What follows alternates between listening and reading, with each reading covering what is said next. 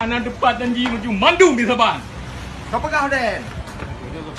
Cepat kerja. Bang. Sudah dia. Bek. Melanggar hukum bro. Cepat. Tanya janji lah ke. Kau pegang dia cepat. Langgar hukum bek. Kau Pegang apa betul. Hei dah betul bang. Yang empat. Lu kau pegang Den. Korea tak selesaikan. Ane macam mirah. Ke macam mirah ane aku. Korea tak selesaikan. Tapi anak kau permen baju buka. Selesaikan Korea. Selesaikan Korea Den. Memang buko maka. Wakil Nova buko mah haram leda.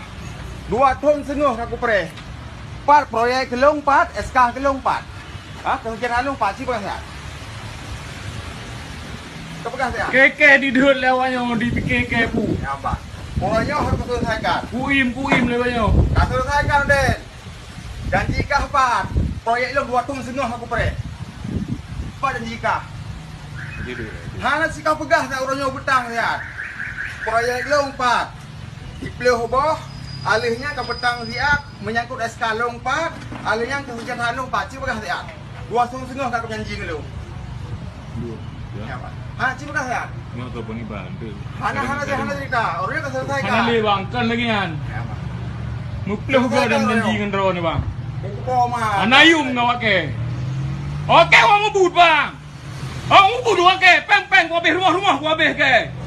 Anak kau permen kah? Selesaikan, Den.